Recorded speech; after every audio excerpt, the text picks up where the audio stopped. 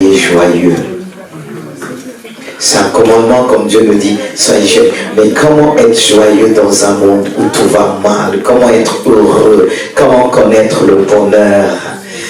Alléluia. Cependant, la Bible nous dit, soyez joyeux. Soyez joyeux. Et comme nous savons tous, comme elle nous a dit dans le contexte qu'elle nous a emmené nous a rappelé ce verset, c'est dans le contexte que dans ce contexte-là que nous devons apporter. Comme on le dit, il y a plus de bonheur à donner qu'à recevoir. Et comment recevoir ce bonheur-là si nous retenons les choses, si nous ne donnons rien, nous ne donnons pas notre vie à Dieu, si nous ne donnons pas avec un cœur pur. Parce que la Bible dit que celui qui donne puisse le faire avec joie. C'est-à-dire puisse le faire avec un cœur pur, sans contrainte ni tristesse. Parce que vous voyez, c'est vrai que c'est Dieu qui a créé ce sentiment de tristesse. Mais on ne doit pas emmener la tristesse partout. On peut être triste lorsque quelqu'un peut pécher, faire du mal, nous faire du mal. Mais s'attrister, le fait de donner, c'est un problème. C'est ça la Bible dit, je reviens, que celui qui le fasse, le puisse le faire quelque part avec un cœur pur. Voilà. La Bible dit aussi, faites tout pour le Seigneur. Allez-y les enfants, allez un peu plus vite et ne prenez pas tout votre temps quand même.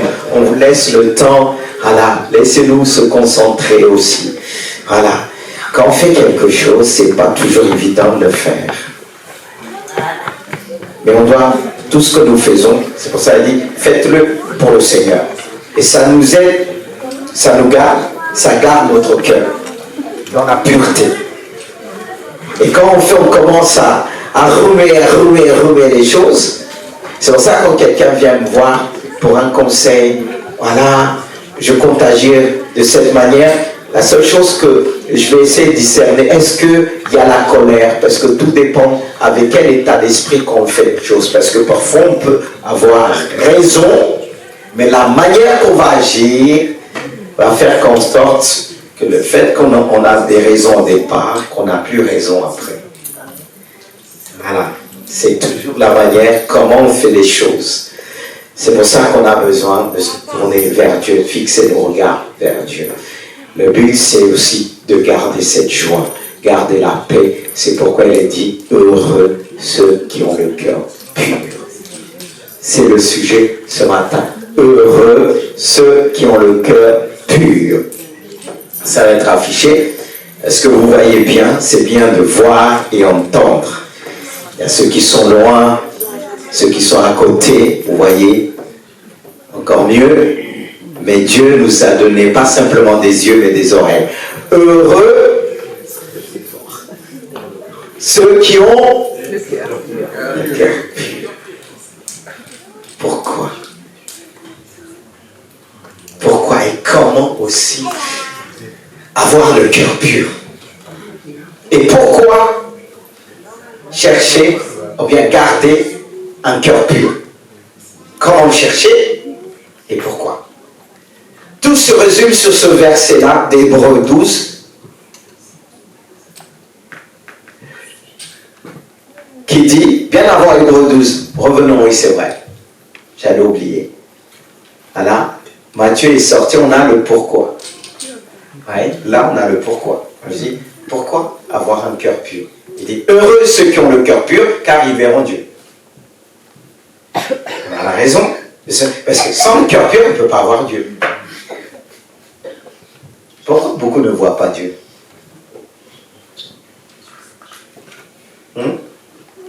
Tout le monde désire le voir. Mais purifions nos cœurs. On pourra s'arrêter là et prier. Pourquoi avoir un cœur pur? Tout simplement, c'est ce qui va me permettre de voir Dieu. Et le message s'arrête là. Ça ne vous suffit pas. Mais comment rechercher ce cœur-là? Il y a le pourquoi et comment rechercher. On ne peut pas se rater. On dit heureux ceux qui ont le cœur pur. Ah, ça mais pas de sens. Mais pourquoi avoir le cœur pur? On comprend pourquoi beaucoup de gens disent j'ai pas vu Dieu. Mais le péché de ce monde-là nous a voilé la face. Regardez dans le jardin de Gethsémani. Avant, l'homme parlait comme ça avec Dieu. Depuis qu'il a péché, Dieu s'est retiré. Dieu veut se montrer. Mais même s'il est là devant les hommes, ils ne vont pas le voir à cause de quoi? Le péché t'envoie. Même s'il te parle, coucou, je suis là, tu risques même d'insulter. Tout ça, c'est à cause du péché. Mais avant, c'était vu. Mais le péché. Mais pour voir Dieu, il faut garder le cœur pur. Et on voit ce qu'Hébreu nous dit. Alors, regardez, on a dit comment? Pour avoir le cœur pur. Regardez, il faut rechercher la paix avec. Mais il y en a qui ôtent la paix même. Ils cherchent des problèmes partout. Au lieu de chercher la paix avec tous, cherche des problèmes. Et quand tu cherches des problèmes, tu dis, ah moi je ne me suis pas laissé faire. Est-ce que tu es en paix? Est-ce que tu es tranquille? Hein? Il faut fuir les gens qui cherchent des querelles. Après, on va dire, moi je suis comme ça. Et ah bon? Alors reste comme ça. En tout cas, moi je fuis. La Bible nous dit de fuir aussi le péché. Vous croyez que je vais dire que je suis fort, vient le péché? Mais peut-être vous êtes fort à dire, oh, j'ai Dieu en moi, je vais affronter le péché. Non, je fuis pour rechercher la paix avec Dieu en premier, ensuite avec l'Église, et l'homme et la femme de Dieu qui a placé. Mais il y en a tellement qui sont spirituels. À moi, Dieu, Dieu. Là, tu as dit bien avec moi, il dit rechercher la paix avec tout ça. Certes, y compris Dieu, avec toute son Église. Mais il y a ceux qui disent, ah, une fois il y a quelqu'un qui m'a dit, après une personne dit, j'ai dit, mais ce que tu as fait là, il dit, ah, moi j'ai la paix. Tu as la paix avec toi, est-ce que tu as la paix avec moi? La Bible dit rechercher la paix avec. Il y en a qui veulent utiliser la Bible, ils croient qu'ils la connaissent, mais ça dépend comment tu l'utilises. Est-ce que tu l'utilises avec l'Esprit de Dieu pour édifier? J'ai dit, mais tu as la paix avec toi. Ce que tu as fait, c'est pas bien. Et tu sais, et tu dis, ah, tu as la paix pour faire calmer un petit peu ta conscience. J'ai dit, non. Il dit, rechercher la paix avec tous. Voilà. Toi, tu vas blesser ton mari, ta femme peut dire, alléluia. Ça, c'est être pharisien moderne. Non, que Dieu nous garde. Rechercher la paix avec tous, mais ça ne s'arrête pas là. Et là, que veut dire la sanctification? Sanctification, c'est-à-dire se sanctifier, se rend pur, se rend saint. Et c'est un travail de tous les jours. Rechercher la paix avec tous, mais tu dois toujours te rendre saint, te purifier. Chercher la sanctification. Et il y a les moyens de la sanctification qui nous permettent de rester saints. C'est la parole de Dieu, la prière et aussi les épreuves. Et ensuite, il dit, sans laquelle personne ne verra le Seigneur. C'est pour ça qu'il dit, heureux ceux qui ont le cœur pur, ils verront Dieu. Et là, ça complète ce passage, dit, sans laquelle personne ne verra le Seigneur. Là, on est clair. Pourquoi on doit garder le cœur pur? Parce que regardez quelqu'un qui est en colère tout le temps. Est-ce qu'il voit les choses? Est-ce qu'il voit la paix? Est-ce qui peut résoudre même les problèmes. Non. C'est pour ça, je ne dis pas automatiquement la colère est un péché. Dieu nous a donné ce sentiment pour rejeter le péché. Il faut avoir la haine sur le péché. Mais pas avoir la haine sur les gens. Non. Pitié. Alors, pour ceux qui m'en veulent, vous êtes obligés, pardon, comme moi Dieu me demande, parce que je supporte aussi. Gloire à Dieu. Et quelqu'un m'a dit, il me vise. Écoutez, je ne vise pas les chaises. Le Saint-Esprit nous vise. Alors ça, c'est toujours un message quand je vois les frères passer, on les invite. Ah non, moi je vise personne. De fait, je leur dis, tu vises qui? Les chaises. Non, ça c'est vraiment, oh non, je ne vais pas dire, ah moi je prêche, je me lave les mains. Non, j'ai une responsabilité, j'assume, quand je dis la vérité, on risque notre vie, parce qu'il y en a qui veulent nous tuer. La vérité dérange, mais j'assume. C'est comme ça, Jésus a assumé, il me demande d'assumer. Mais on va mieux assumer parce que on va développer ce message, on doit rechercher la paix avec tous, la sanctification. Ça, j'ai noté. Il est donc indispensable que le cœur soit changé. Vous êtes d'accord avec moi? Amen. Il y en a qui viennent à Dieu et disent, ah, je suis comme ça, qu'on m'accepte. Non, on ne t'accepte pas avec ton péché, s'il te plaît. Il y en a qui disent, ah, moi je suis comme ça, soit tu m'aimes, soit tu me laisses. Est-ce que tu as fait ça à ton mari au départ, à ta femme? Parce que c'est sûr, si tu l'as fait, tu aurais dit bye bye. Non, mais arrêtons. On est tellement dit, ah. Une fois, j'avais une tata qui était aimée Dieu. Elle me dit, moi je suis comme ça. Je dis, mais ça on n'aime pas. Tu ne peux pas nous imposer ça, non. Mais sous prétexte qu'on est chrétien, on va imposer les autres, on dit, tu dois m'aimer comme ça. J'aime pas la chose là, je t'ai pas dit je te déteste, mais attention, même dans le couple on dit, ah mais tu m'aimes, c'est apprendre à laisser. Va dire au gars au départ qui vient, c'est apprendre à laisser. Il va tout laisser, hein. Et voilà, amen. Okay, c'est dans les deux sens. Mais n'est-ce pas au début, on présente le meilleur de nous. Quand les jeunes là, les jeunes garçons vont draguer les filles, est-ce qu'il y en a qui se regardent bien dans le miroir pour bien, comment gestuellement? Tout est mesuré. Tout est mesuré. Il faut que ça soit parfait. Mais continuez comme ça avec Dieu. Pourquoi au début? Après, il y en a qui disent, mais, au début, tu ne te regardais pas 1000 fois dans le miroir devant?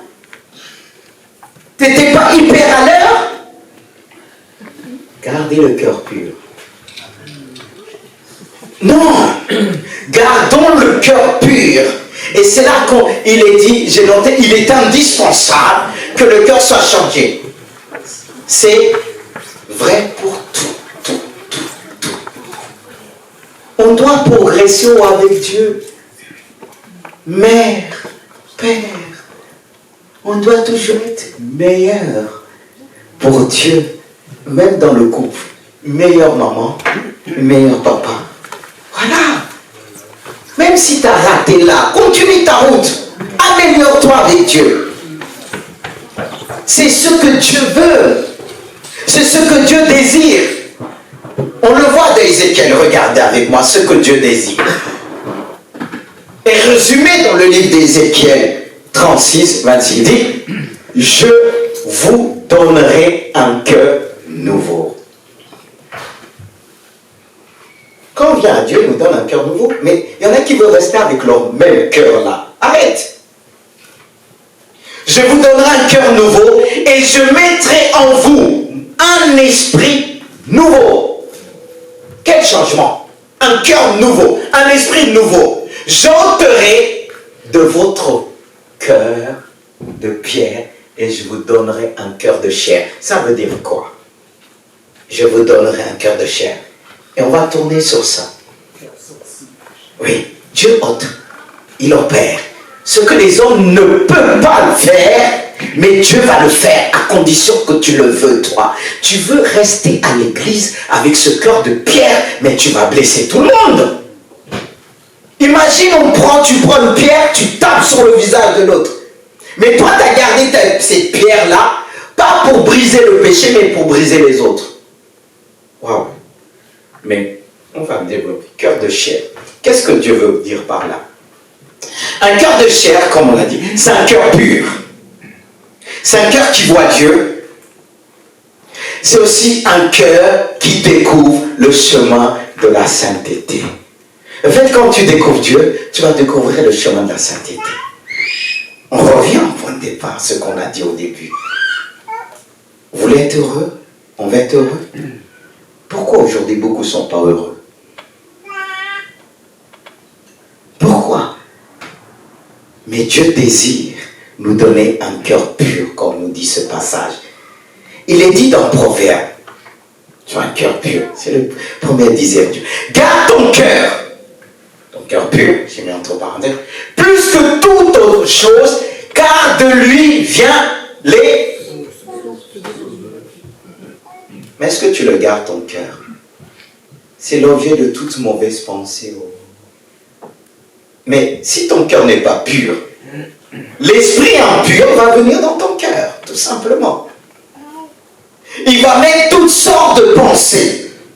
C'est pourquoi là, Dieu identifie le cœur comme la source. J'ai noté.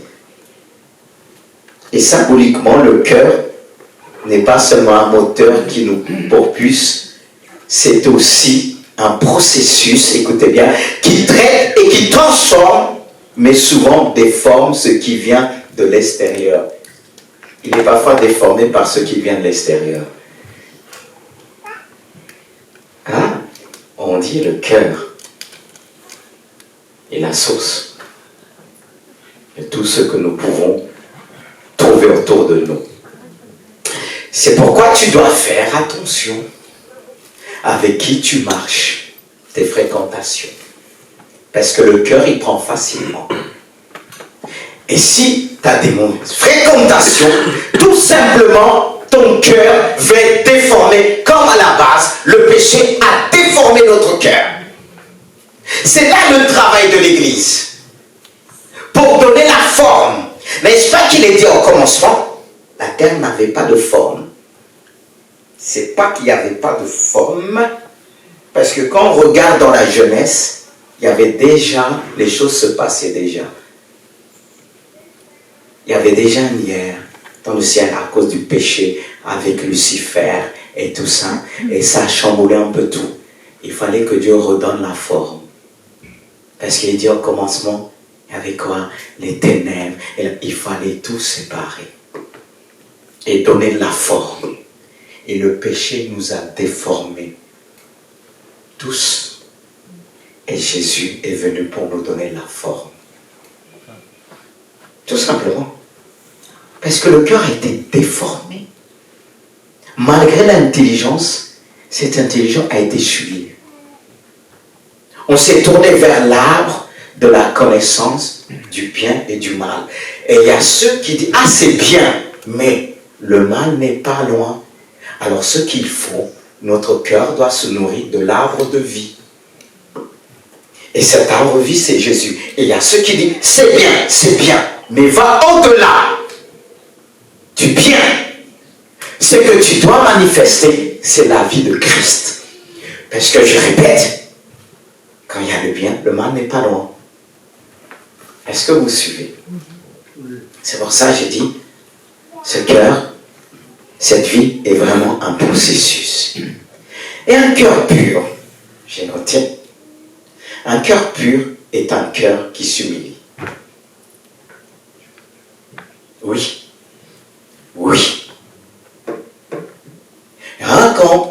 Quand déjà le cœur n'est pas pur, l'humilité, où est l'eau? Regardez Daniel. Vous suivez avec moi. Il faut s'appuyer sur la Bible. Il est dit, c'est Daniel qui a eu cette révélation. Il a vu Dieu, parce qu'il avait le cœur pur. Il dit ceci, il me dit, Daniel, ne crains rien, car dès le premier jour où tu as eu un cœur de comprendre et de t'humilier devant ton Dieu, tes paroles ont été entendues, et c'est à cause de tes paroles que je viens. La prière d'un homme humble un homme pur est entendu de Dieu. C'est pour ça qu'il dit, la prière du juste, c'est-à-dire celui qui a le cœur pur, a une grande efficacité. Mais celui qui demeure dans le péché, quand il adresse Dieu une prière, c'est comme une abomination. C'est écrit.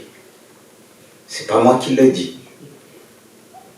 Mais avant de... Il a dit, Seigneur, donne-moi ça, réponds-toi en premier. Parce que tout ce que tu vas dire à Dieu, c'est comme une abomination. Mais si tu te répands, ça va toucher le cœur de Dieu. Pourquoi on pouvait dire David est un homme selon le cœur de Dieu? Ça ne veut pas dire que David n'a pas péché. Il a commis l'un des péchés qui est plus redoutable entre la main de l'ennemi que l'ennemi, le péché du sexe. Plusieurs fois. Il y a eu des conséquences. Parce que ce péché-là, le diable ne loupe pas.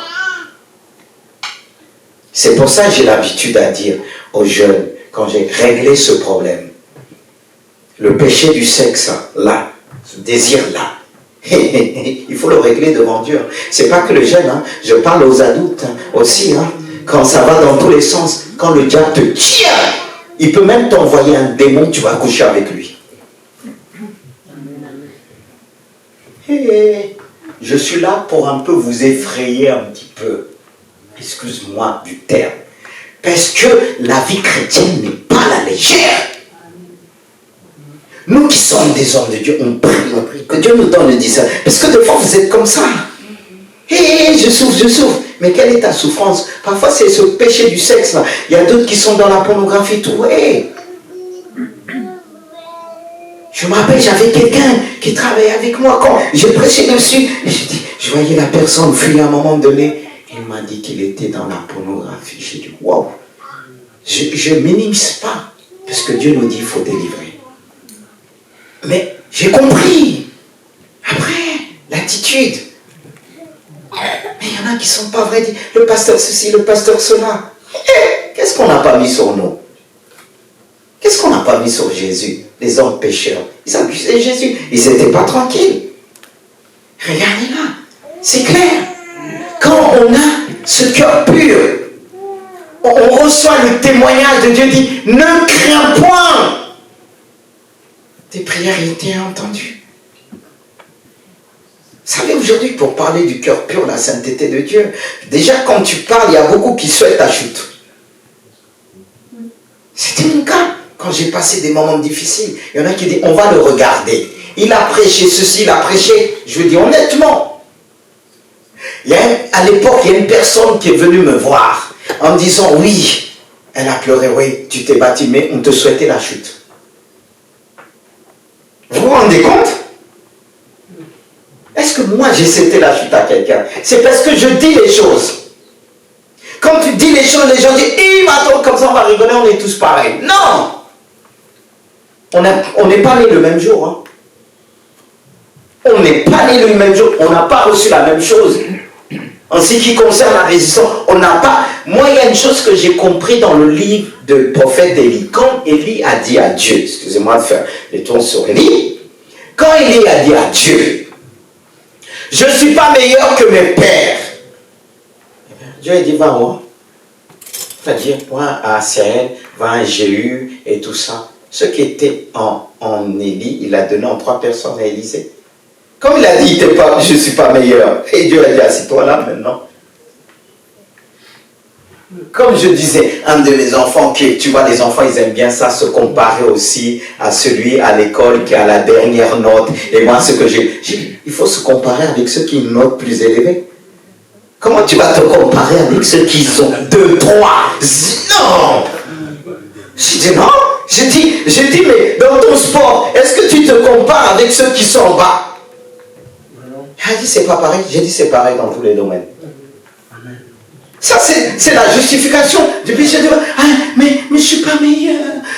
Les autres ne sont pas meilleurs. Comment on se compare? Regarde à ceux qui ont une vie de sainteté. Amen. Compare-toi avec ceux des hommes qui marchent dans la sainteté, des femmes qui marchent dans... C'est juste. Amen. Des hommes et des femmes qui ont le cœur pur. Alors viens pas dire, ah oui, non, comme Élie, je ne suis pas meilleur. Dieu nous appelle à être meilleurs que les pécheurs. Hein? C'est l'évangile de Christ. Est-ce que je peux prêcher? Amen. Est-ce que quelqu'un a mal? Tu n'as pas encore mal.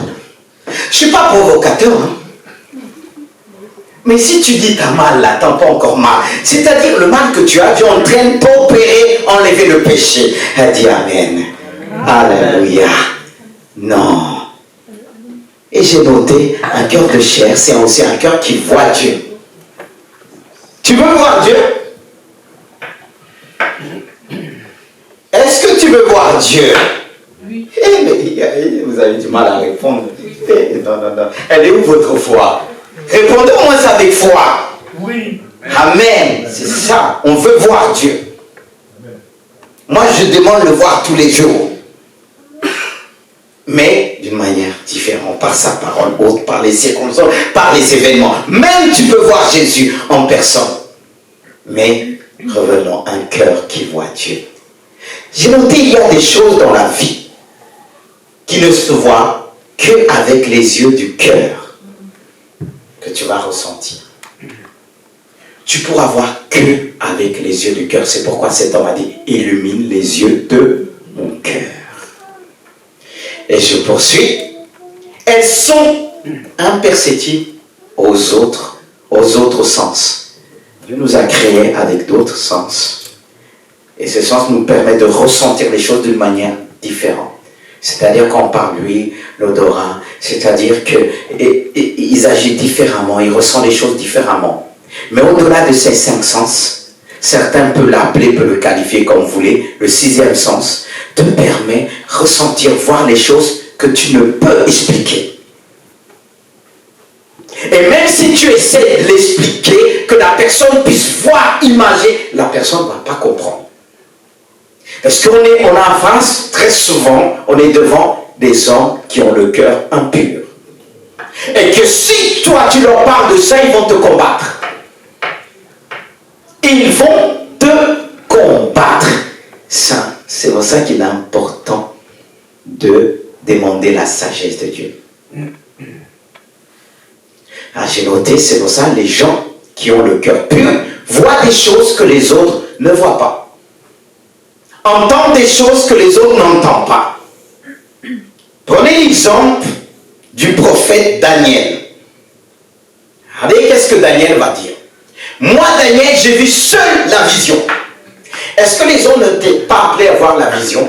Il dit, et les hommes qui étaient avec moi ne la virent point, mais ils furent saisis de quoi? C'est une grande peur. Et ils se cachaient. Voilà ce qui arrive à ceux qui n'ont pas le cœur pur quand ils entendent parler de la fin des temps. Ils ont peur et ils se cachent. Aujourd'hui, il y a beaucoup de chrétiens qui ont peur. Ils ont le nom, mais ils n'ont plus la sainteté. Et ça se passe ce qu'avait Daniel a vu. Seul Daniel a vu. Est-ce que Dieu avait interdit les autres de voir? Non. Est-ce qu'ils avaient le cœur pur? Mais cependant, on voit les choses du monde. Le diable va te montrer ce qu'il veut te montrer. Mais si tu vois les choses de Dieu, car la vision de Dieu est pure et sainte, et dans cette vision, le diable ne peut pas glisser sa vision.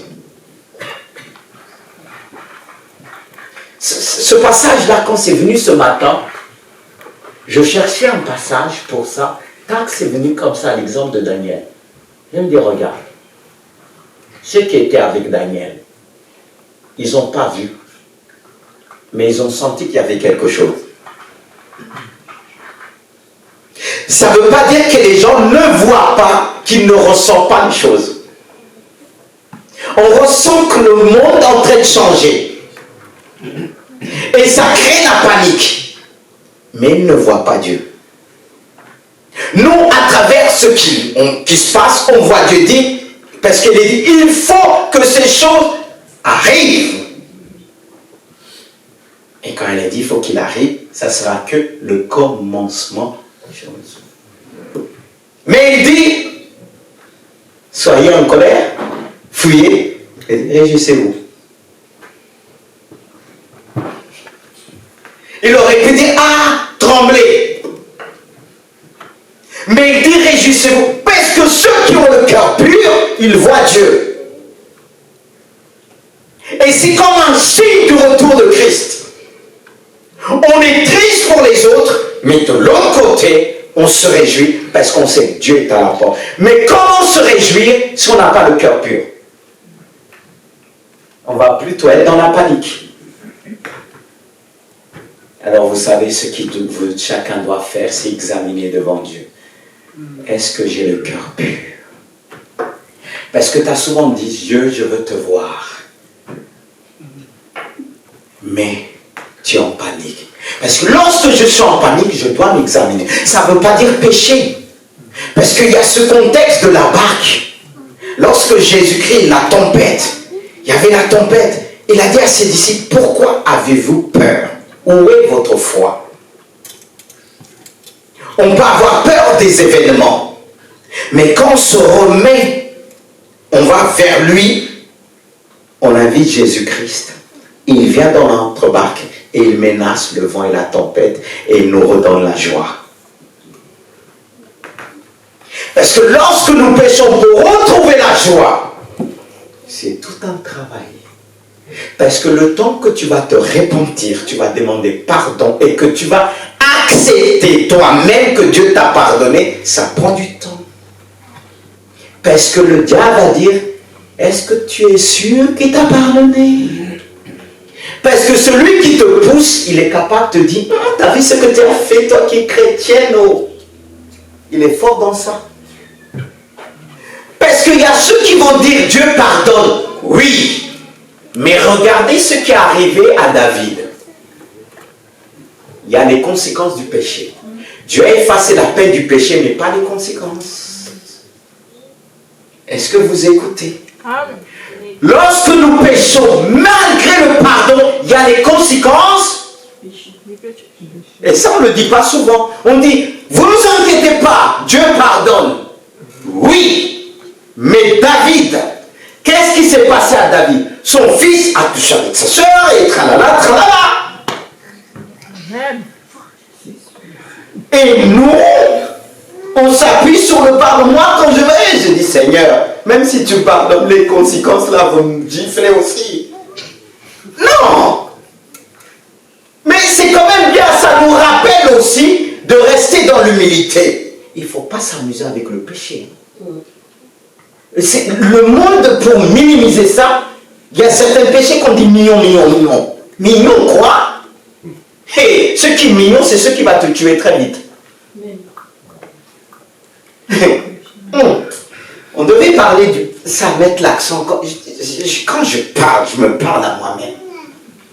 Parce qu'il y en a beaucoup qui minimisent et disent, oh, je suis jeune. J'ai le temps. Il y a une histoire d'une fille qui n'avait jamais touché. Le jour qu'elle a touché, c'était le sida assuré. Bon, la mort. On va dire, mais c'est juste ça. D'autres, ils ont pris et on les a pas vus. Mais toi, vous savez qu'il y a des personnes que Dieu va te dire que les autres pêchent, peut-être qu'ils vont. Mais toi, je ne veux même pas que tu commets un. Parce qu'on n'a pas reçu tous la même chose. Il y a des choses que Dieu va accepter l'autre, mais moi, il va me dire, tu ne vas pas prendre ça. Et pourtant, ce n'est pas un péché. Mais pour moi, ça peut être un péché, parce que Dieu a dit, tu ne feras pas ça, tu n'iras pas là. C'est pourquoi quand Dieu s'adresse à toi, ne regarde pas ce qu'ils ont fait autour de toi. Pense à toi et réponds-toi. Amen.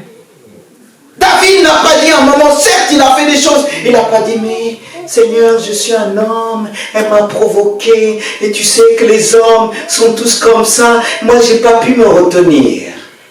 Eh pardon, peut-être que l'autre ne s'est pas retenu, tu vas le pardonner vite fait parce que vous n'avez pas le même appel. On n'a pas le même appel. Quand un homme me disait comme ça à l'époque, je travaillais à l'extérieur, quand il disait oui, il m'a dit comme ça, on faisait du sport, on parlait, on discutait. Il dit, lui, quand il part en vacances, quand il n'a pas sa femme 1 mois, 2 mois, il ne peut pas rester sans sa femme 2 mois. Et j'ai dit, tu sais combien depuis que j'ai donné ma vie à Dieu, ça fait plus que 10 ans. Il s'est mis debout, il s'est levé, il m'a dit, t'es sûr que tu n'as pas un problème? J'ai dit, c'est pas un problème, mais c'est un miracle. Ça m'a touché. Parce que le monde dit c'est impossible. Mais on doit leur montrer c'est possible. Comment que Dieu va dire que lui, c'est un Dieu d'impossible? C'est à travers nous. Hein. C'est à travers nous. Que là où il y a plus de séduction sont retenus. Je parle à un jeune. Là, les gens vont reconnaître Dieu au lycée. C'est quand vous allez tout fermer les portes. Se retenir. Ne pas dire, oh, je suis jeune, c'était plus fort que moi. Si c'était plus fort, quand il va t'engloutir, lui, tu ne vas plus dire c'est plus fort que moi. Amen. Ah oui. Non, mais c'est facile de dire, Dieu, je t'aime, tu peux me faire confiance. Vous voulez que Dieu vous fasse confiance?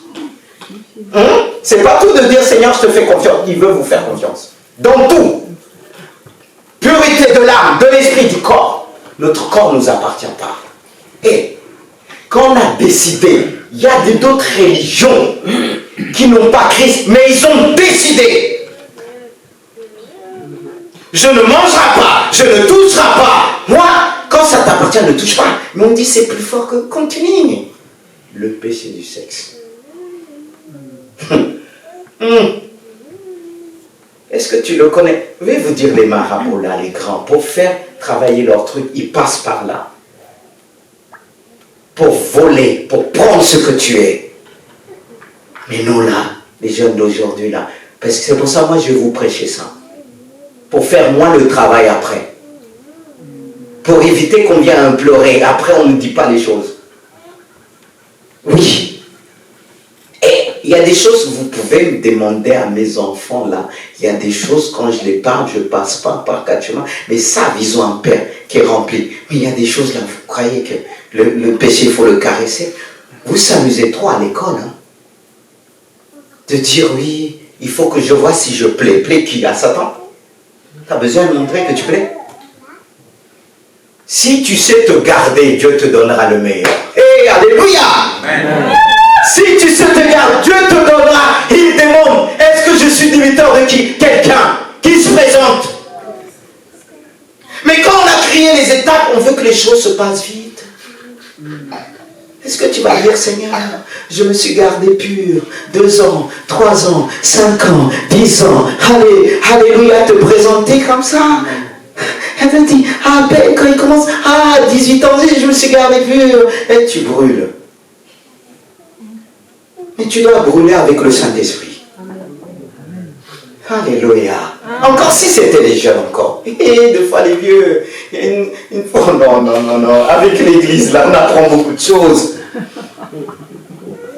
Parfois, il y a des mimi là qui arrivent, au lieu de prier pour les enfants, leur mari, ils mettent leurs enfants et disent, je brûle, moi j'ai besoin. T'as fait ta vie. Laisse-le faire sa vie aussi, il prie pour. Hey! Pardon, on va où? Le péché là, du ciel nous empêche beaucoup de voir Dieu, d'avoir un cœur. Il faut fuir. Au lieu de fuir devant la révélation de Dieu, il faut fuir devant le péché. Comme Joseph avait reçu la clé pour toute une nation. Si Joseph avait tombé avec la femme de Potiphar, il ne sera pas arrivé là. Il ne sera pas arrivé. Et pourtant, les jeunes, la Bible dit, Joseph était beau. Et c'était vraiment un beau gosse. Physiquement. David, certes, il était beau. Des yeux bleus, mais ses yeux ont fait tout. Quand il a vu la femme se laver, là, il dit, au lieu d'aller combattre, il dit, emmenez-moi là. Il avait l'autorité, même l'autorité de commander le péché, que le péché puisse venir vers lui. Et au moment où il a demandé pardon, on veut voir le cœur pur. Je veux que cette église puisse voir le Seigneur. Amen. Enfant, jeunes gens, jeune homme, jeune fille, père, mère, vois le Seigneur. Quand on voit le Seigneur, il nous garde, il nous protège, car il nous fait voir sa gloire. Comme Étienne était tenté de pécher lorsqu'on l'a lapidé, il n'a vu le ciel ouvert. Dieu l'attendait. Même ceux qui le lapidaient, c'est comme si ils sentait aucune douleur. La Bible dit, il dormait. Même. Les chrétiens veulent voir Dieu. Et regardons la vie aujourd'hui. Regardons nos vies aujourd'hui. Posons-nous la question, pourquoi je ne vois pas Dieu? Pourquoi j'ai peur? Pourquoi il m'arrive telle chose? Il faut se poser des vraies questions. Certes, Dieu peut nous éprouver, mais il faut se poser des vraies questions. Ah non. Ils ont fui. Dis-toi, si tu marches avec Dieu, tu n'auras pas beaucoup d'amis. Parce que même tes amis vont fuir. Jésus, à un moment donné, il était tout seul. Alors toi, qui dis personne m'aime, tu veux ressembler à tout le monde, tu vas pécher vite. La sainteté, c'est quelque chose. Il faut se garder pur. Il faut se battre tous les jours. Parce que la Bible dit, c'est celui qui persévérera jusqu'à la fin qui sera sauvé. On n'est pas encore au ciel. On est sur le chemin qui nous emmène vers le ciel. C'est le chemin de la sainteté. Pourquoi David pouvait dire, sonde-moi et connais mon cœur, éprouve-moi et connais mes pensées. Regarde si je suis sur mon vaisseau, ramène-moi. Et nous on dit, j'ai plus de force. La Bible nous dit, on n'est pas tenté au-delà de nos forces. Amen. Vous voulez que je répète? La Bible nous dit, on n'est pas, il nous donne le moyen de s'en sortir. Il nous a donné son Esprit Saint, un esprit de force, d'amour et de sagesse. La sagesse, le discernement qu'il nous donne lorsque le péché vient, on fuit comme Joseph que je disais tout à l'heure. Il était tellement beau. C'est la Bible qui dit, la femme là, quand il n'y avait pas son mari, elle a saisi, viens coucher avec moi. Est-ce qu'elle a dit, elle a pris mon vêtement, c'était plus fort que moi, et je suis un homme, j'ai cédé. Ah, les hommes. Parfois on a dit, oh, c'est plus fort que toi. Mais Dieu te teste. Dieu te teste. Pour voir s'il y a toujours cette grâce, cette force. De dire, ah, c'est plus. Qu'est-ce qu'il a fait, Joseph? Il a fui. Mais ça l'a coûté la vérité, quoi? La prison. Il aurait pu dire, oh, j'aurais dû faire comme les autres, mais il n'a pas fait. Il est resté longtemps en prison à cause de la sainteté, à cause de la pureté, à cause de la vérité. Il est resté longtemps en prison. Il a dit, pas simplement pour Dieu, mais pour mon maître qui ne m'a rien caché chez lui. Il m'a tout donné. On reste saint, pas à cause de Dieu seulement, mais à cause des hommes. Oui. Car le chemin de la sainteté, c'est le chemin qui emmène les hommes à se repentir, à connaître Dieu. Si tu es la sainteté, si tu es une porte, si tu es la clé, les gens prêteront cette porte pour connaître Dieu. Car comme s'il est dit, sans elle, nul ne verra le Seigneur. Et si tu es la sainteté de Dieu, les gens verront le Seigneur à travers toi. Amen. N'est-ce pas qu'il est dit, nous sommes la lumière, et cette lumière va éclairer au sein des ténèbres, au milieu des ténèbres, et les gens verront le Seigneur. Mais comment les gens peuvent voir aujourd'hui Dieu si l'église entière se souille? Et on dit, ah Seigneur, sauve. Parfois tu n'as pas besoin. Si tu es la lumière, les gens verront Dieu à travers toi. Parce que tu vas rayonner. C'est pourquoi l'ennemi et tout ce qui représente les ténèbres, il va essayer de te teindre, enlever la lumière, et les gens vont voir en toi que tristesse, que haine, que problème. Est-ce qu'on peut voir le Seigneur? C'est pourquoi la Bible nous dit, gardons nos cœurs purs. Dieu nous a appelés jusqu'à la mort, de résister jusqu'à la mort. Il y a ceux qui ont résisté jusqu'à la mort. On a des pères qui nous ont succédé dans la foi. Ils sont restés. Dans la foi, ils ont resté fermes. Et nous, moi il y a des choses que j'arrête de dire, c'est plus fort que moi. Vous ne m'entendrez pas le dire. Même si c'est chaud, je vais dire, tu as dit. Je ne dois pas vivre selon mes émotions, mais je dois vivre selon la parole de Dieu. C'est pourquoi il faut la connaître. On a reçu pleinement en Dieu, comme je l'ai mentionné vendredi.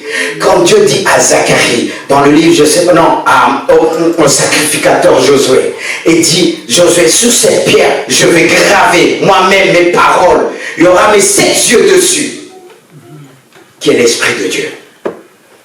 Et si on a les 7 yeux de Dieu en nous, c'est ces 7 yeux qui représentent la sainteté de Dieu.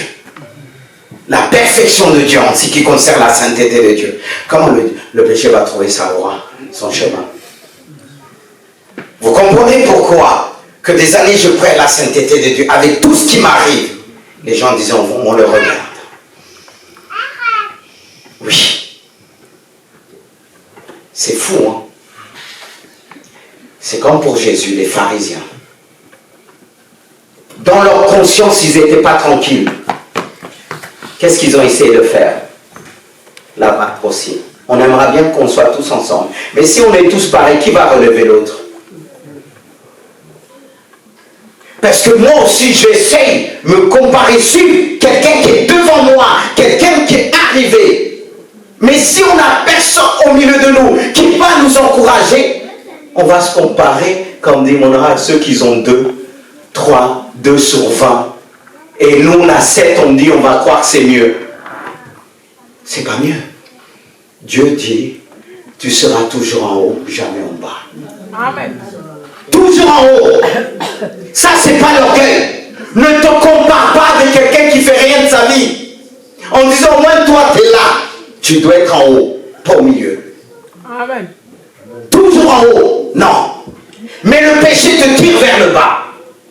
Et lorsque le péché te tire vers le bas, tu vas te faire empêtiner par Satan. C'est là que tu ne pourras plus chanter ce chant-là. Il est sous mes pieds. Parce que si tu chantes, le diable dit, mais t'es sûr que je suis sous tes pieds? N'est-ce pas, c'est toi qui es sous mes pieds? Tu vas sentir ton cœur te dire ça et tu vas t'arrêter de chanter même. C'est pourquoi beaucoup sont ralentis dans quand tu dis, ah, je suis enfant de Dieu, quand tu chantes. Le diable va dire, tu es sûr que tu es enfant de Dieu, mais j'ai le pouvoir sur toi. Ce que tu as est à moi. Ta façon de penser, c'est ma façon de penser. C'est pourquoi, frères et sœurs,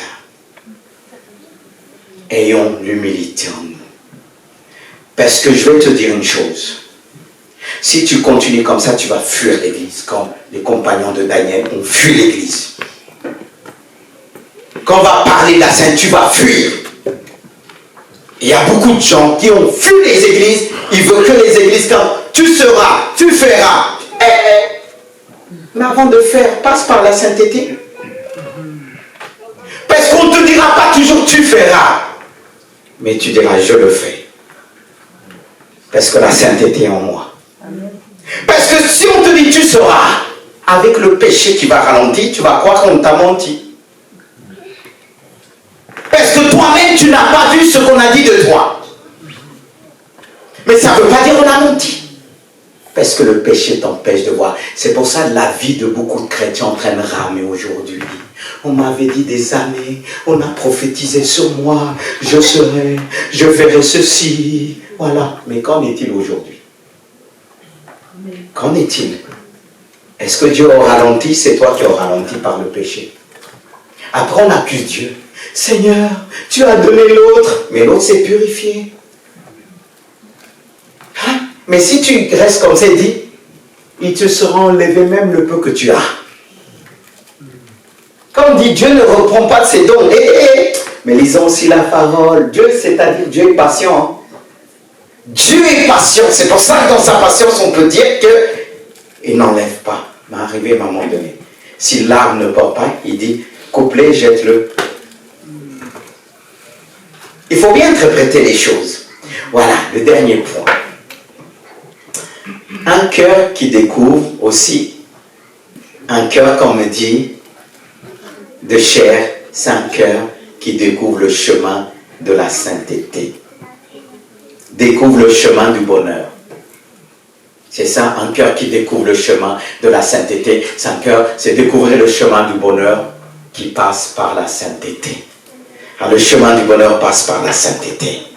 Et j'ai noté la sainteté est davantage une qualité qui décrit quelqu'un qui est sans blâme, sans reproche, dont la vie n'est pas infectée par le péché. Le psalmiste pouvait dire, heureux ceux qui placent en toi leur appui, ils trouvent, quoi? Le chemin tout tracé. Peut-être il y a ceux qui veulent voir des miracles. J'ai rien contre, béni soit Dieu. Et le plus grand miracle, c'est ça. Si tu marches dans cette sainteté, tout va se tracer sur ta route. Tout va se mettre en place. Si la Bible, qu'on avait dit, si la promesse tarde, attends-la. Dieu va faire les choses. Comme j'ai vu plusieurs personnes disaient, mais qu'en est-il? Il faut du monde, il faut du monde, il faut du monde. Mais Dieu prend le temps pour pouvoir me montrer les cœurs, la fidélité de chacun. Dieu nous éprouve dans la fidélité pour voir comment on est ici. Voilà. La fidélité n'a pas, comme on dit, n'a pas de limite. Être fidèle, c'est pas je dis, ah, Seigneur, j'ai attendu longtemps, ça ne vient pas. Je vais être infidèle maintenant, je vais accélérer le processus. Comme la femme d'Abraham a fait. Dieu avait fait une promesse à Abraham. Et Sarah, 90, 100 arrivés. Elle s'est dit que, mais ça tarde. Qu'est-ce qu'elle a fait? Elle a trouvé une solution. Et ça, c'était les moyens de l'Orient. Après, ce qu'ils avaient à quelqu'un qui ne pouvait pas avoir d'enfant, pouvait prendre sa servante. Et elle a pris sa servante. Et le moment qu'elle prend, c'est là que le moment arrive. C'est toujours comme ça. C'est le moment où ça passe, on dit, oui, mais non. C'est là que la bénédiction arrive, comme le roi Saül, comme Samuel l'a dit, tu verras, tu vas m'attendre. Et le moment qu'il est en train d'immoler le sacrifice, l'agneau, c'est là que Samuel arrive. Coucou, je suis là, qui t'a dit de faire ça? Parce qu'il voit, n'est-ce pas, on dit Dieu, la fidélité de Dieu est grande. Mais lorsque nous disons sa fidélité est grande, Dieu veut te voir, Fabien dit, ah, la fidélité de ma servante est grande. On veut que Dieu témoigne pour nous dans le ciel comme il a fait pour Job. As-tu vu mon serviteur à Satan? C'est ce qu'on aime bien. Pas que le témoignage des hommes. Que Dieu puisse dire à Satan, ce que tu as vu, mais tu ne vois pas son cœur. Tu ne connais pas mon serviteur, ma servante. Mais comment Dieu va le dire? C'est dans le temps. Quand il dit, Abraham a attendu au-delà de toute espérance. Ça c'est dur, hein? Mais nous, à peine que vous êtes jeunes, là, vous voulez tout avoir. Quand on parle des gens qui sont arrivés, ils ne vous ont pas tout dit. Hein? Ils ne vous ont pas tout dit, tous les galères. Même un grand sorcier, selon le grand appartient à Dieu. Mais avant qu'il soit grand là, il est passé par plusieurs chemins de méchanceté. Il n'arrive pas comme ça. Et nous, pour aujourd'hui, on le lit vite la Bible, là, mais ce qu'Abraham a attendu, là, sa femme a perdu même patience. Et je la comprends. Avoir un enfant presque à 100 ans. Mais il y a beaucoup de jeunes qui disent, ah, comme Sarah, mais t'es pas Sarah. Il y en a comme au lieu, ils n'ont pas saisi leur temps, après dit comme Sarah. Il ne faut pas mélanger. Ça, c'était ce que Sarah a reçu. Elle a pris Agar. Qu'est-ce qui s'est passé après? Il y a eu des conséquences. Hein? Parce qu'Ismaël combattait, il combat encore Isaac. Il combat encore. Parce que quand vous regardez comment les autres, les tribus là, ils sont retrouvés des tribus d'Ismaël et tout ça, ça combat encore aujourd'hui. Vous voyez les conséquences. Il y a des choses qu'on dit Dieu pardonne, oui, mais les conséquences, ils sont là. Regarde aujourd'hui. Regarde. Que Dieu nous garde. La patience, c'est quelque chose. C'est dur. Les gens vont dire, certainement, on disait, Sarah, tu es vieille. Il est où les bébés?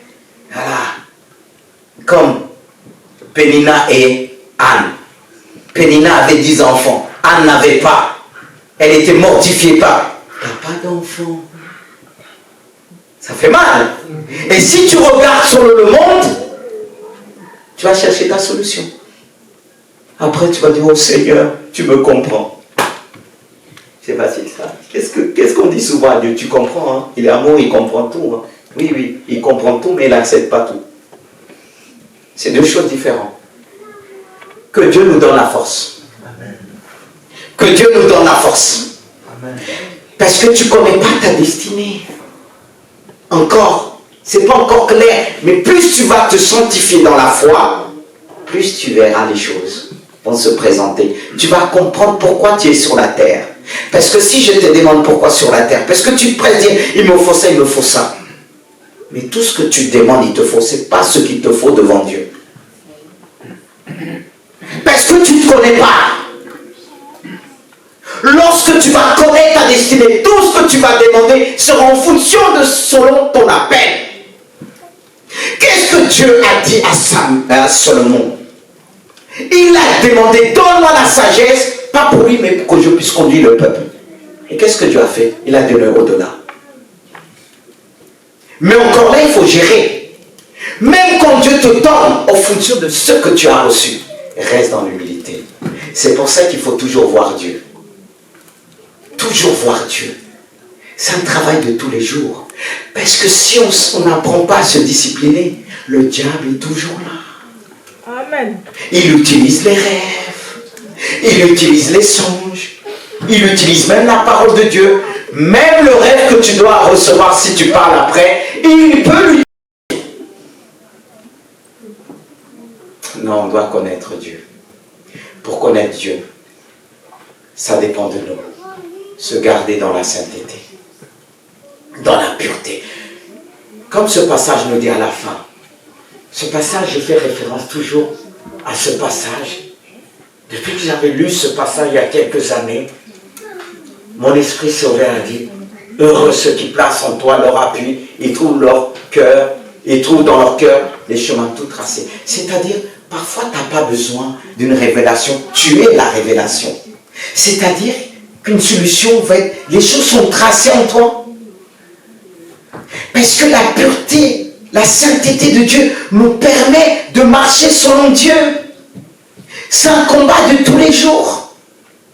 C'est un combat de tous les jours que Dieu nous appelle à se sanctifier comme Jean faisait pour ses enfants. En disant, je le sais, peut-être qu'ils ont péché. Chaque matin, il présentait ses offrandes devant Dieu. Pas simplement pour lui, mais pour ses enfants. On prie pour nos enfants, même si on ne leur dit pas. Moi, je les observe. Et ils ont expérimenté des choses que je leur ai dit. Je n'avais pas besoin qu'on me le dise. Il y a certains qui me disent, qui t'a dit ça? Parfois, Dieu peut permettre, quelqu'un va avoir une vision sur les autres. Il va me dire, et je vais discerner. Parce que Dieu permet toujours que je sache. Il y a des choses qu'il ne va pas permettre, oui, mais l'essentiel. L'essentiel.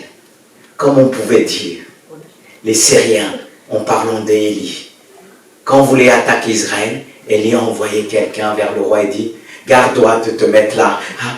Et le roi a dit, mais attends, qu'est-ce qui se passe? Est-ce que j'ai des espions autour de moi? Quelqu'un l'a dit. Le Élie là que tu vois là-bas, Dieu leur ramène tout. Parce que Élie avait le cœur pur. Quand c'est pur, tu as les yeux purs qui peuvent voir de loin. Et quand tu as le cœur pur, parfois quand tu en face de quelqu'un, tu sais qu'il n'est pas honnête devant Dieu.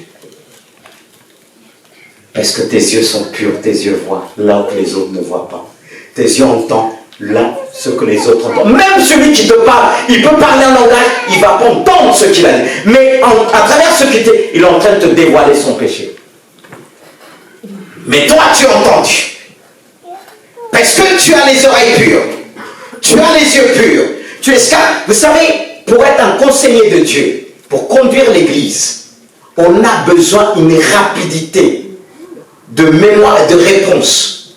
Même quand on est fatigué, pour pouvoir capter très vite et donner la réponse. C'est les yeux de Dieu qui sont purs. Pour pouvoir répondre, pour pouvoir escaler en vitesse, avant que même la personne nous dise quelque chose, le Saint-Esprit fait pfff. Parce que le Saint-Esprit est pur. Des fois, il dit, la personne ne t'a pas tout dit. Oui. Oui. Je ne dis pas ça qu'on ait peur de moi. Non, ayez peur de la crainte de Dieu. Pas de moi. Je suis un instrument. Mais arrêtons. Si vous voulez avoir ça, vous savez, je vais vous dire une chose. Si vous êtes avec un mari, une femme qui vous trompe, si vous êtes avec le Seigneur, vous allez le savoir. Dieu va vous montrer, mais pour certains, quand Dieu vient la nuit pour te montrer les choses, à cause du péché, le Saint-Esprit ne peut pas venir vers toi. Te donner l'image, parce qu'il y a comme un voile qui empêche que le Saint-Esprit te montre les choses. Mais la sainteté de Dieu te permet de voir comme Dieu voit toutes choses à cause de sa sainteté. C'est pourquoi il dit, soyez saints parce que je suis saint. La sainteté nous permet de ressentir. Quand vous allez quelque part, c'est pas ça. Une maison, c'est pas ça. La sainteté de Dieu va vous faire ressentir les choses à mal-être. Oui. D'où il faut la sagesse de Dieu pour ne pas fuir à ce moment-là. Ça, il y a des choses qu'il faut fuir. Mais le Saint-Esprit, souvent dit, tu m'as caché. Il y a des choses que Dieu nous cache, pas pour qu'on t'assomme, non. Mais, je répète encore, on veut ressentir les choses. Il y a des endroits que tu vas, même maison et autres, que tu dois quelque chose que tu dois citer. La première chose, tu ne vas pas sentir. Un truc qu'on avait vécu avec mon épouse, c'était que pour acheter un sac de l'enfant. Prends le sac. J'ai dit, je ne sens pas ce sac-là. Mais vous savez, deux fois, on peut dire qu'on est bizarre. Il y avait une image bien. Bon. C'était pour le plus grand, il était petit à l'époque. J'ai hésité, elle me dit, je prends. Mais parfois, on n'aime pas trop de dire à la personne, ne fais pas ceci, prends pas ceci. On me dit non, mais après, on a une certaine réserve. Pris. Et dès qu'on arrivait à la maison, le sac était posé sur la table. Au passé, on a oublié, on avait branché le fer, il est tombé sur l'image, il a bousillé le sac. Le jour même. Le jour même. Et c'est vrai qu'elle m'a dit, mais il fallait que tu sois fait. Elle avait raison de dire, parce que je ne sentais pas. Mais deux fois, c'est pas encore clair, on essaie de chercher pourquoi, mais Dieu nous fait ressentir les choses. C'est pas que Dieu se cache, il y a un problème de sainteté.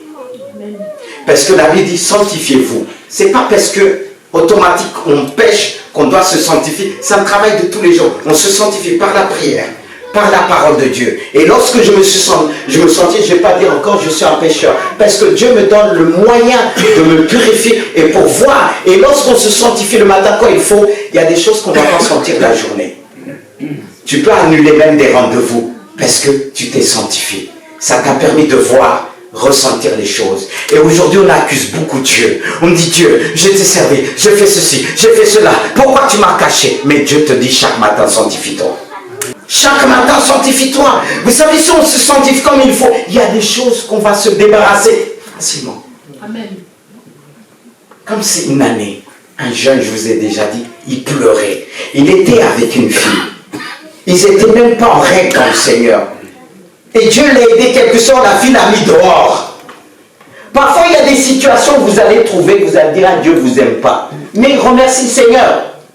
Parce que vous pouvez avoir une relation, c'est pas ça. La personne va vous donner un bon coup de pied. Mais pour certains, ça ne suffit pas. Vous allez chercher encore une autre personne qui vous donne encore 2 coups de pied. Amen. Si tu as reçu un bon coup de pied, que c'est un peu rouge derrière, tu vas comprendre. Mais ce jeune est venu me voir, il pleurait. J'avais suivi une semaine. Il n'était pas en règle avec Dieu. Parce que quand tu vis avec quelqu'un, tu pêches. Si la personne te dit, allez, fous le camp. Tu peux comprendre, moi, quand j'ai donné ma vie à Dieu, j'avais des amies filles. Et le dernier rendez-vous que je devais avoir, mon train qui correspondait avec l'autre est arrivé en retard. J'ai donné des coups de pied au train. J'ai plus vu cette fille-là. On s'est revus, tu vois, on s'est donné rendez-vous. Mais j'ai commencé à m'approcher de Dieu. Mais Dieu est bon. Après, j'ai remercié Dieu. Au lieu de donner le coup de pied au train, j'ai dit même si j'avais mal, j'aurais dansé aujourd'hui, me rappeler de ma douleur. Et c'était bien. Deux fois, on m'a pleuré. Oh Seigneur, pleure. Ah, pasteur. Pardon. Vous savez, quand je me rappelle de tout ça aujourd'hui, j'ai dit, Seigneur, t'es trop beau. Parce que le diable m'a envoyé plusieurs filles. Mais j'avais aussi ma personnalité. Le fait que tu aies plusieurs, les gens disent, waouh, comme elle est belle. Mais tu crois que le diable va t'envoyer n'importe quoi? Hey, même si Dieu dire, mais qu'est-ce que tu as? Tu as un problème. Et c'est là que tu vas montrer que tu es un homme. Là, tu es en train de tomber. C'est là qu'il faut faire attention. Mes frères, quand ce frère, c'est pas, il est venu, il pleure et j'ai dit, bon, on va faire quelque chose de plus simple. Je connais mon Dieu. J'ai dit, est-ce que tu veux qu'on prie là, que Dieu t'enlève les sentiments? Il a déjà fait pour moi. Hein.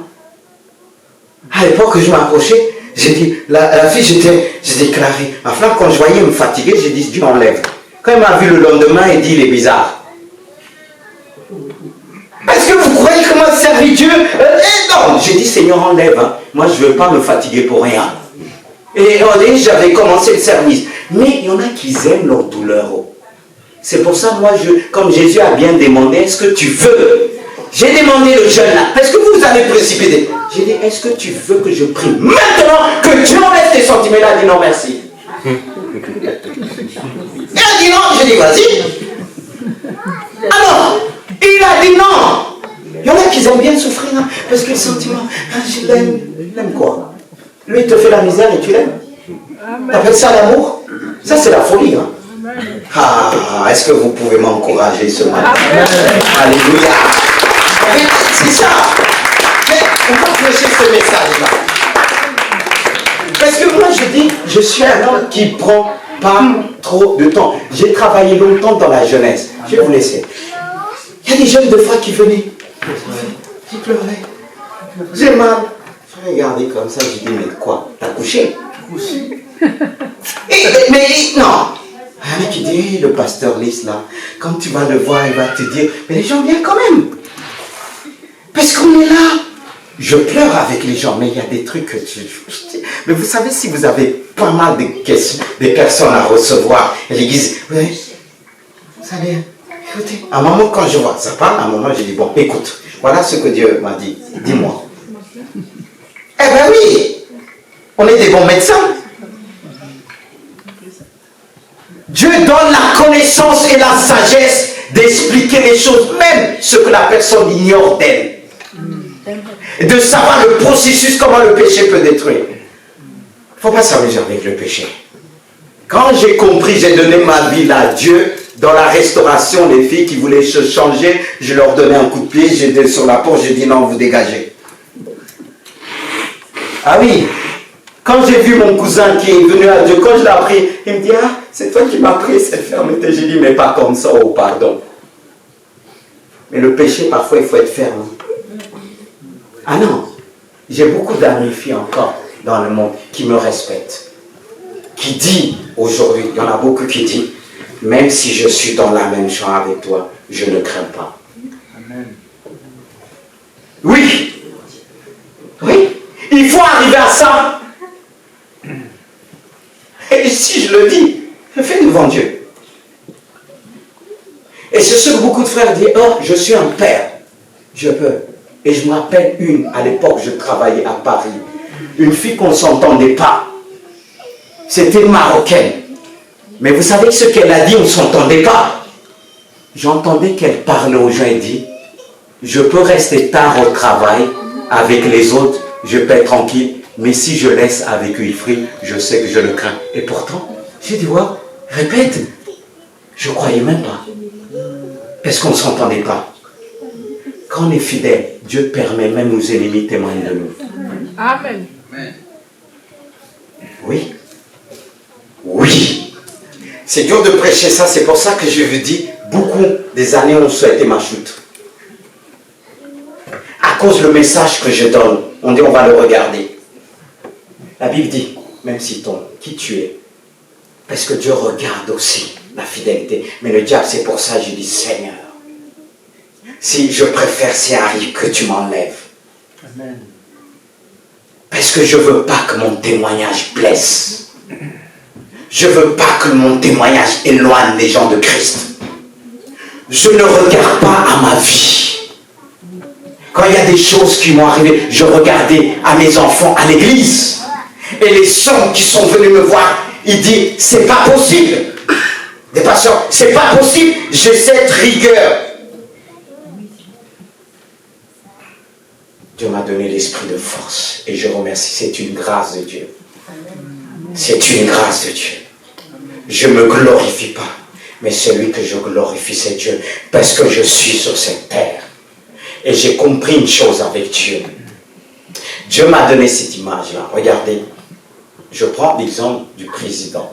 Vous savez, quand il était président, il avait peut-être un garde-corps, 2, avant qu'il soit président. Oui. Et quand il est devenu président, il avait toute la France. C'est pas vrai. Pour le toucher, c'était difficile. Plus tu avances, pour te toucher, ça sera difficile. Peut-être que Dieu te donnait 2 anges, mais que plus tu avances en sainteté, il y aura toute l'armée du ciel, comme Élie, qui a montré à son serviteur. Ouvre ses yeux qui voient. Il a vu des chars, des feux, des séraphins. Et Daniel, tellement il était proche de Dieu, en sainteté, c'était l'ange Michael qui est venu à son secours. Et comme messager que Dieu l'a envoyé, l'ange Gabriel, qui était ministre du département de la communication. Et ensuite, il a envoyé le ministre de la Défense, des anges du ciel, l'ange Michael. Plus tu te gardes dans cette sainteté-là, ça sera difficile. Parce qu'il va envoyer, il a dit, maintenant, je ne permettrai plus qu'on te touche. Parce que Satan qui avait touché Job, il ne pouvait plus le toucher plus tard. Non, et nous on a peur, si je dis les choses, le jour où je tombe, qu'est-ce qu'on va dire? Reste dans cette sainteté, on ne pourra plus te toucher. On pourra, parce que Dieu le permet, il a permis Satan en temps, on l'a touché, on a dit tout sur lui, maintenant je vais envoyer ma gloire, j'ai envoyé des milliers des anges qui vont l'entourer. Lui-même on l'appellera sainteté de l'Éternel. Personne ne va le faire tomber parce qu'il a été prouvé jusqu'au bout. N'est-ce pas qu'il a dit, Jésus a été tenté en toutes choses, mais il a été prouvé. Il dit, c'est pourquoi il a été souverainement élevé. Est-ce qu'on peut se mettre debout? Ne dites pas ce message est au-dessus de moi. Dieu te dit, sois saint parce que je le suis. Seigneur, je te prie pour la sainteté. Tu as dit dans ta parole, heureux ceux qui passent en toi leur appui, ils trouvent dans leur cœur le chemin tout tracé. Le diable est venu enlever ce que tu as tracé au commencement dans les cœurs pour nous détourner de toi. Mais tu nous emmènes vers le chemin de la vérité, vers le chemin qui nous mène vers l'éternité. Je prie que cette église puisse marcher dans la sainteté. Je prie que chacun puisse mettre sa vie en règle devant toi.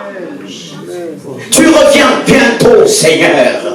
Tu veux une église purifiée, une église sanctifiée, une église lavée de toutes sortes de souillures. Alors nous te disons ce matin, lave-nous. Purifie nos cœurs, purifie nos cœurs, purifie nos cœurs, purifie-nous. Seigneur, c'est vrai, très vite, nous voulons le nombre. Mais sur quoi le nom va se greffer? Sur qui le nom va se greffer? Elle va se greffer sur la sainteté de Dieu. Ta sainteté purifie. Ta sainteté nous révèle la gloire de l'Éternel.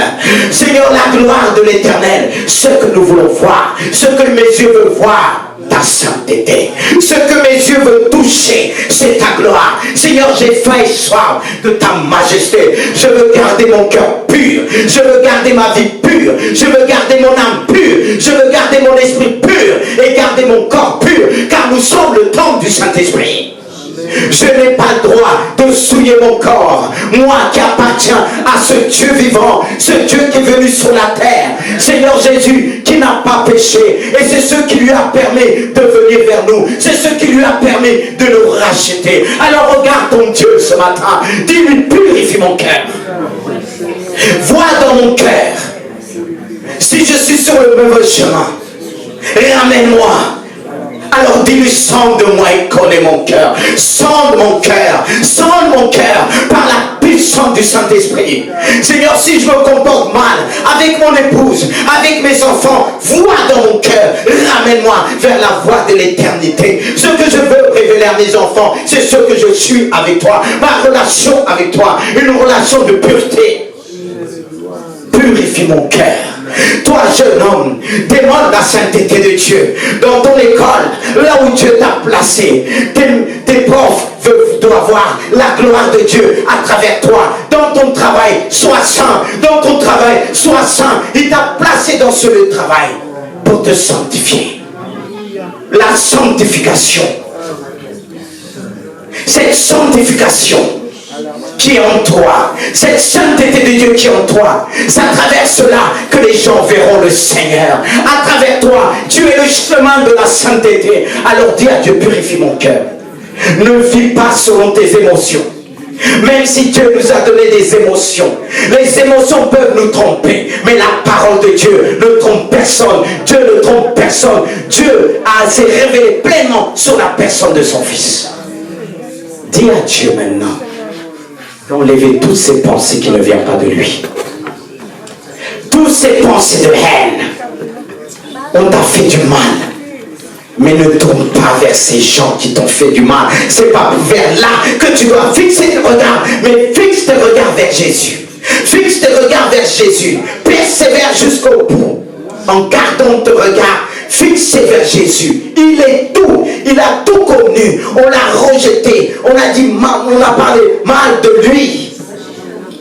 On a craché sur lui. Mais il a dit, Père, pardonne-leur. Ils ne savent ce qu'ils font. Demande la sainteté de Dieu. Ce travail ne s'arrête pas que aujourd'hui, pour aujourd'hui, mais pour demain, après-demain, jusqu'au retour de Jésus. Car c'est le Père lui-même qui nous sanctifie, à condition que nous cherchions la sanctification de tout notre cœur, qu'il puisse nous sanctifier. Alors sanctifie-nous ce matin. Sanctifie tout notre être entier par la puissance du Saint-Esprit. Merci.